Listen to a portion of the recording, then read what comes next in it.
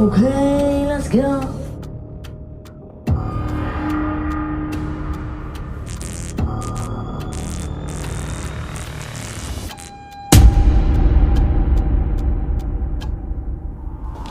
Je vais pas m'exciter, ok?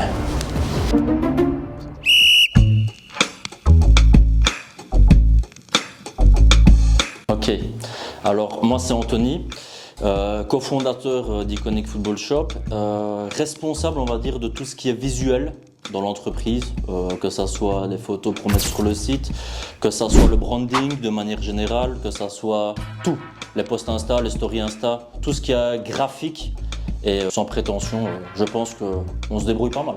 Alors moi c'est Maxime, 32 ans, fondateur et co-gérant de la société Iconic Football Shop. En général, moi je vais m'occuper plus de l'aspect commercial, du contact avec les clients, le service après-vente en général. Je regarde un peu les opportunités de business. Avec toi entre autres, on s'occupe de tout ce qui est gestion de stock de l'entreprise. On remet les maillots en ligne sur le site internet, maintenant aussi dans le magasin. Donc tout ça c'est un gros travail. Je fais un peu d'achat de maillots aussi. Je m'occupe aussi de la description des produits sur le site internet. Et voilà, de manière générale, il y a beaucoup de choses à mon avis auxquelles je ne pense pas. C'est déjà bien. C'est déjà bien.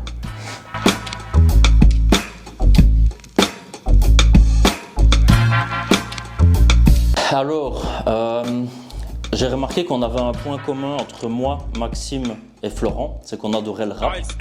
Et alors moi j'ai voulu partir sur un truc totalement streetwear et moi à mon avis beaucoup trop streetwear, des éclaboussures, des tags partout, du noir, du jaune très marqué. Et après je me suis dit est-ce que ça fait vendeur? Est-ce que si on veut toucher un maximum de personnes dans le monde, est-ce que ça serait assez vendeur? Et je me suis dit non, je crois qu'il faut épurer un peu plus le truc. Sans trop l'épurer parce qu'il faut garder quand même notre touche, l'identité street d'IFS, notre identité aussi. Et je pense que là, on se rapproche de quelque chose qui touche plus ou moins à notre identité, à notre âme.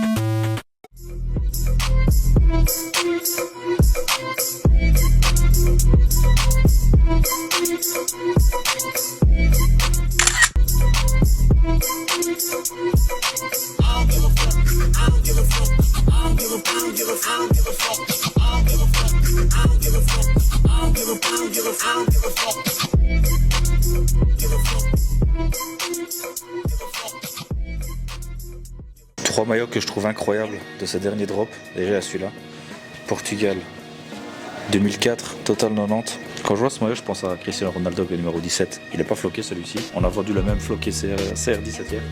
Incroyable. Le deuxième.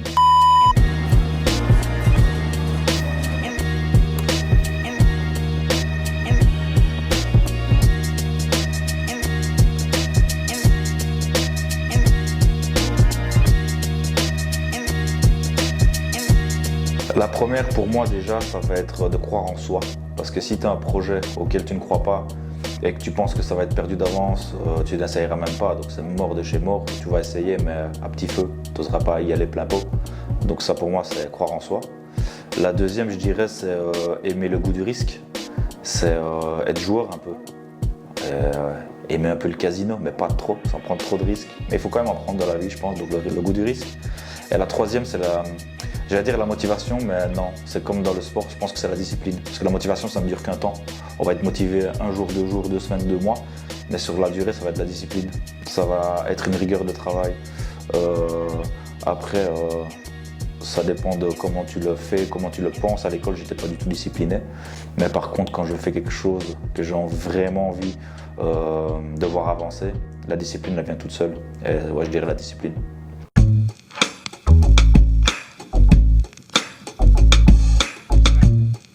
Alors, quelqu'un qui doit lancer son business, pour moi, il doit avoir une idée, une très bonne idée de base, mais il ne doit pas essayer de la changer totalement par rapport à si, par exemple, il y a un leader mondial, essayer de garder quelque chose qui est proche de ce que lui fait. Comme je sais pas si tu te rappelles, tout au début, nous, on a voulu tout réinventer. Non, c'était pas ça qu'il fallait. Il fallait garder ce qui marche, en fait, ce que les gens aiment, ce que les leaders font, et rajouter ta petite touche à toi. Garder ce qui marche et l'améliorer. Il est tout nouveau, James Lou, donc il faut vraiment pas se louper.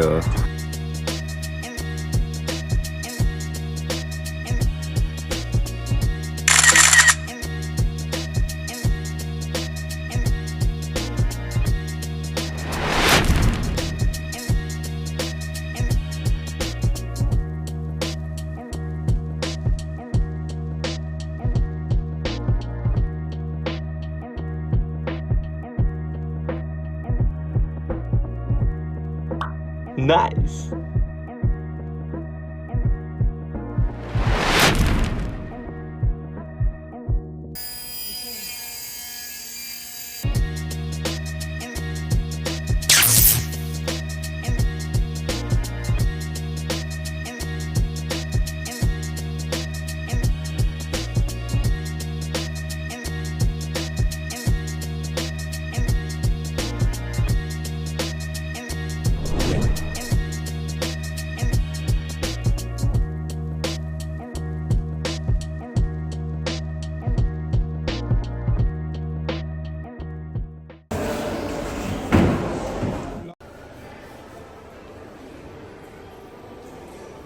Celle que j'ai le plus détestée.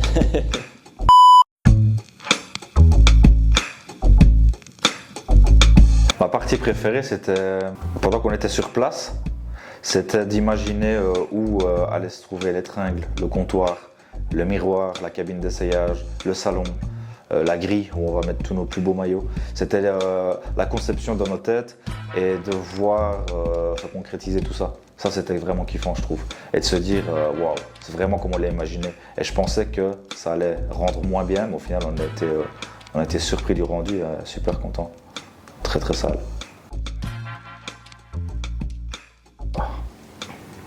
Je pense que tu l'as remarqué, je pétais un câble.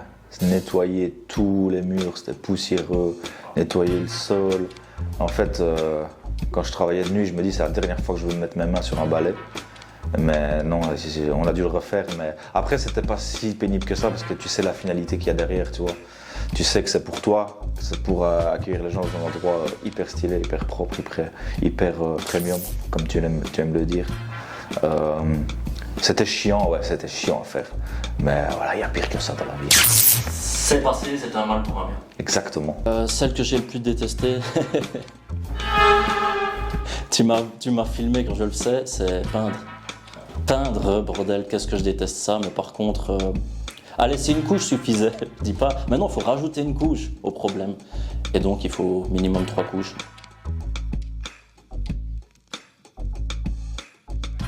Mais ouais, peindre, laver, poussière, c'était dégueulasse. Ouais, ça, je détestais. Horrible.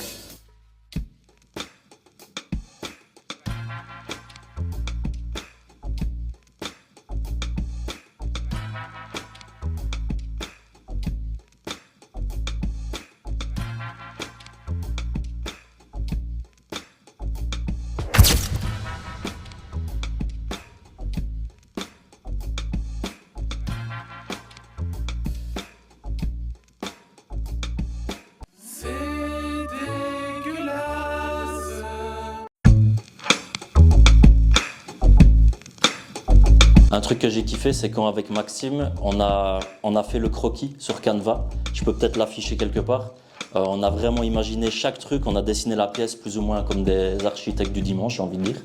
Mais ouais, on a vu chaque élément, on l'a imaginé, après on a essayé de trouver où on pouvait l'acheter, délai de livraison, des fois ça vient de loin, toutes les galères, mais par contre quel résultat et quelle joie de voir ce croquis Canva de merde, on peut le dire. Et le résultat final, magnifique. Franchement, ça c'est indescriptible. Je souhaite ça à tout le monde. Magnifique. Ok, donc on peut dire que dans l'ensemble, tu es satisfait de l'aboutissement de la boutique physique, pardon? Jamais. Moi, je suis jamais satisfait. Je vois tous les défauts avant de voir toutes les qualités. C'est une qualité, mais c'est aussi un défaut. C'est ce qui nous poussera encore plus loin et plus loin et plus loin. Mais par contre, ouais, là, c'est parce que, comme je dis, on a le nez dans le guidon. On s'en rendra compte après. Mais encore là, quand je ferme le volet, je me dis que c'est pas encore si incroyable que ça. Et quand on fermera le volet de l'entrepôt avec 13 employés, je dirais que c'est pas aussi incroyable que ça. Mais au fond, je le sais. Je le sais que c'est incroyable et que c'est que le début. C'est que le début d'une sale aventure.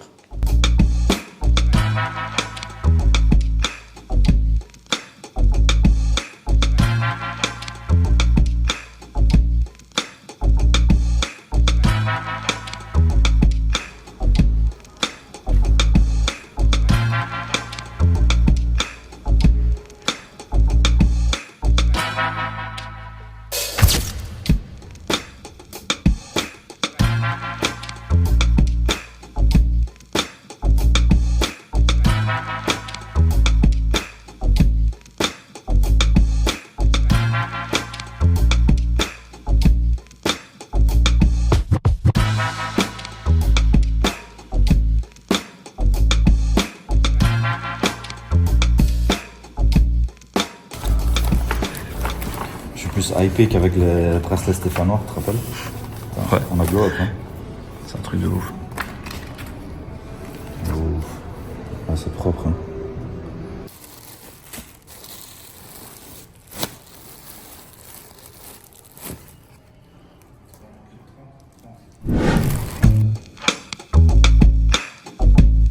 Alors, il y a plusieurs endroits où on les trouve.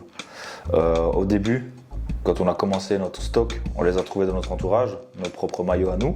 Évidemment, avec 50 maillots, on va pas très loin. En gros, on les trouve au comptoir dans le magasin. Les gens viennent jusqu'à nous pour revendre leurs anciens maillots qu'ils ne portent plus. Donc ça, c'est bien parce que c'est des win-win. Le client, il se fait un billet. Nous, ça nous fait du stock. Donc ça, c'est top.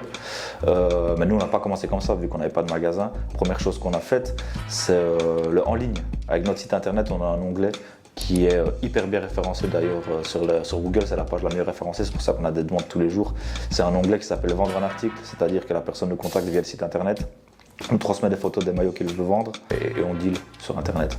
On se met d'accord sur un prix, il nous envoie, on check, on paye. Donc ça marche très bien. Après, il y a les sites de seconde main, il y a Vinted, eBay, etc. Mais là, il faut faire attention. Il faut être un expert parce qu'il y a énormément de contrefaçons. Il y a beaucoup de faux. Je crois que 90% des maillots qu'on voit passer, c'est des faux tous les jours. D'ailleurs, il y a certains maillots qui ne sont pas encore sortis, qui sont déjà sortis sur Vinted, ça arrive souvent. Donc il faut vraiment faire gaffe. Mais il y a moyen de faire quelques petites affaires. Mais par contre, il faut connaître, faut tout le temps demander les photos des étiquettes, etc. Donc voilà, il y a les sites de seconde main, le rachat comptoir, qui marche super bien depuis qu'on fait du physique.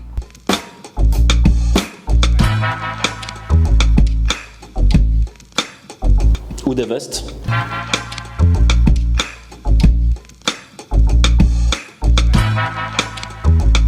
Oh oui, putain.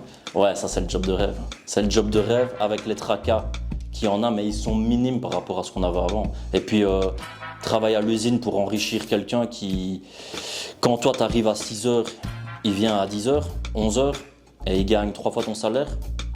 Te casser le dos pour enrichir quelqu'un d'autre. Et là, je me casse à moitié le dos pour nous enrichir nous-mêmes. Bah, il n'y a pas photo. Quel plaisir. Dankeschön.